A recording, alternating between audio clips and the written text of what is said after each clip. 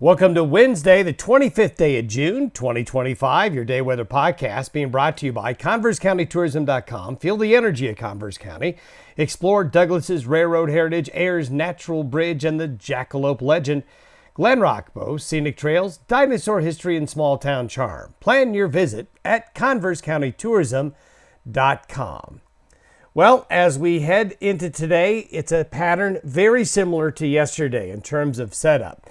So we're going to have thunderstorms again, some that are going to be strong, but there is a weaker cap. Now, yesterday we talked about how there might be some areas that may not get the thunderstorms because of the low clouds, the fog, and the coolness of the morning now allowing daytime heating. And that definitely happened. Now, where the cap was weak yesterday, the thunderstorms blew up.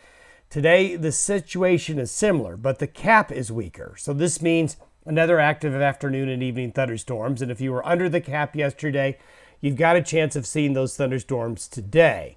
There'll still be some low clouds around and some areas of fog, but not as thick.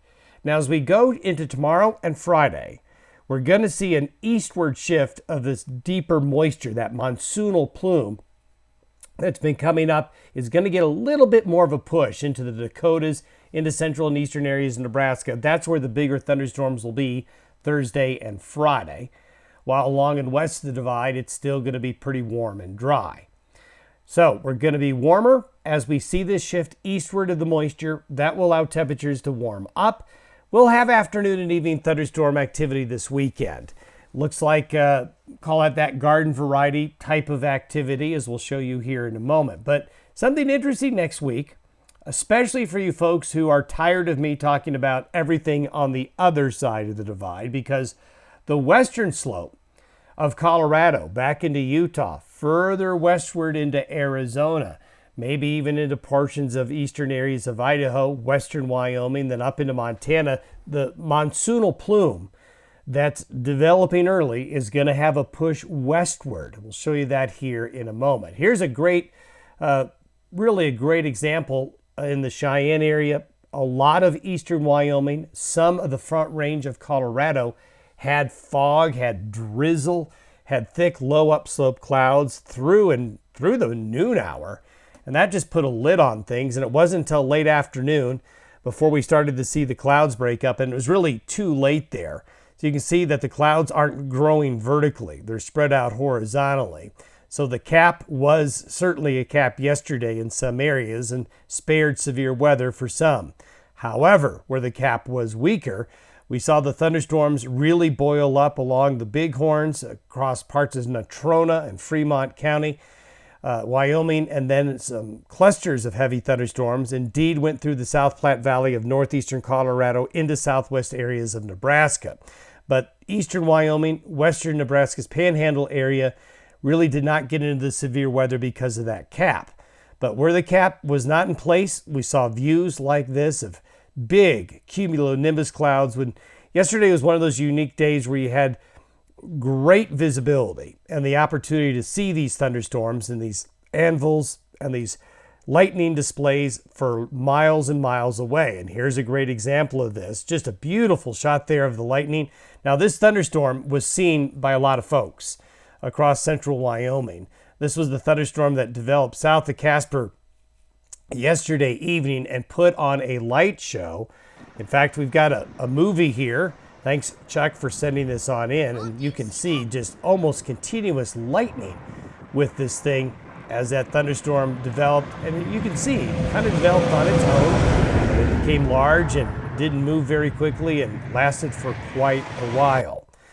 Even that into northwest New Mexico had some light rain shower activity. And speaking of New Mexico, they're going to be very, very wet here over the next couple of days in many areas. We'll show you that here because you can see the plume of moisture coming up out of Mexico along the front range, then curving east around that high pressure ridge, that ring of fire we call it, and that moisture goes clockwise around the high. So the moisture's in place again today. And there's that upper level low in Utah fueling things. So the pipeline of moisture is well in place again today. So you can see the precipitable water is very high as we start today and throughout the day. Then you can see there's a brown patch drier air here. This is what shifts eastward tomorrow. So with this moisture in place, with the cap weaker, we're going to have thunderstorms. And notice yesterday we showed you a map that it showed that the cap would stymie the thunderstorms, or could, but notice they're there now today. So the thunderstorms basically are going to form in a lot of the same areas. Also notice they're getting a little bit further west. Here, there's a little bit of a push of moisture. So northwest Colorado, southwest Wyoming, you could have a few thunderstorms today. And here is the risk for flooding. About 3/4 of New Mexico is under a flood watch, as that deeper monsoonal flow is going to produce slow-moving, very heavy rain-producing thunderstorms. Now, that area is in severe drought, so good for them. Although in this monsoon pattern, sometimes you get flash flooding. That's why they have the flood watch in effect. This is where the severe weather risk is today. The darker shader green is right up along the I-25, I-90 corridors area, and then out across northeast Colorado into the Dakotas. The yellow area, where the bigger, more, let's say, concentrated severe weather risk is more east into Iowa, Nebraska there. But don't be surprised if we see some of that yellow get extended further west today. There's the tornado risk, and there's the hail risk, that hail risk back up against the divide. Now, we talked about the cap. This is the prediction for low clouds around noon today. So notice the lower clouds aren't nearly as prevalent here as they were yesterday. We've got some here across the Dakotas. These clouds are part of the showers and thunderstorms that will be ongoing over New Mexico. So the cap is weaker. By tomorrow, that drier air gets pushed eastward. So you can see that the ring gets shoved eastward as well, more towards the Midwest. We have some moisture up here in the Pacific Northwest, so Montana, you're going to have some thunderstorm activity tomorrow. But a lot of Colorado and Wyoming, you're still going to have afternoon thunderstorms, but they're certainly not going to be prevalent, as that drier air will stymie things. So this is for tomorrow. This is for Friday. Then as we get and take a look at the prediction for thunderstorms, the thunderstorm risk by Friday is certainly more to the east, rather Thursday. So let me go back here. So this is for tomorrow. This is for Friday. So Friday, we may have a more concentrated area in the Dakotas of severe weather with that moisture that's going to be a little more prevalent up north. As we get into Friday, that's one reason why we may have severe weather here in the Dakotas. It's because we have this upper level low that will scoot right along the U.S.-Canadian border. So Friday could be an active day in North and South Dakota with severe weather. While drier air in a more westerly flow kind of interrupts the monsoonal flow temporarily. However, once we get into the weekend, that starts to come back. So the westerly flow here, we now have a high that's building more westward in New Mexico. So the clockwise flow of air starts to return the moisture again.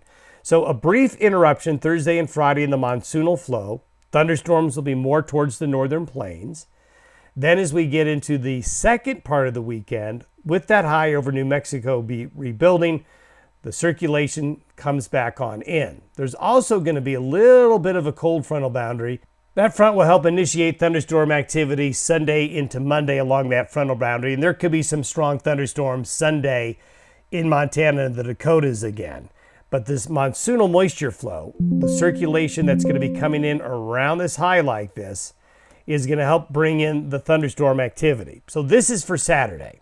So for Saturday, showers and thunderstorms will be along and east of the divide, a little bit west of the divide here. But look what happens as we go forward. Sunday is going to be similar, but we do have, with that frontal system approaching, Sunday is going to be a day where we need to watch for severe weather. Certainly this area right here out into the plains. So we'll look at the weekend closer as we get closer to the weekend. But certainly I think Sunday is kind of a day for eastern Wyoming, the western side of South Dakota and Nebraska, and eastern Colorado to be ready for severe weather. And eastern New Mexico and into the panhandles getting the thunderstorms again. As we get beyond Sunday, notice what happens when we start to loop the subtropical moisture flow, the precipitable water here. So this beginning frame starts Sunday morning, and then it goes through the 4th of July. Notice, watch Mexico, then watch the green and the blue go up into Arizona, New Mexico, but also notice it goes up into the Great Basin. It gets into Utah, it gets into western Colorado, It gets all the way up into Idaho and Montana. So basically, what will happen through the course of the summer, the best analogy I can give you is the monsoonal moisture flow has the door open at times. Sometimes the door closes. So right now it's open for today and into Thursday. As we get on into Friday and Saturday, it kind of closes. Then it opens up again Sunday through the 4th of July. And so when we go into next week, this is Tuesday. Look what happens Tuesday. Thunderstorms are now further west into Arizona. They're getting into Utah. They're even getting back into here, into Idaho, and into western areas of Montana. So this is Tuesday. Then this is Wednesday. This is Thursday. And this is the 4th of July Friday. Notice we've got thunderstorms now in the Great Basin in areas west of the Divide and east of the Divide as well. So that'll be something to talk more about next week. Speaking of next week, this is by the 4th of July Friday. We told you we would keep an eye on that upper level low. There it is coming into the Pacific Northwest for the 4th of July. But we think it's going to stay up there and not dig down south and east like last weekend's system did. But we'll keep a watchful eye on it, as I know folks will be making their 4th of July weekend plans. Have yourself a great Wednesday. We'll see you tomorrow.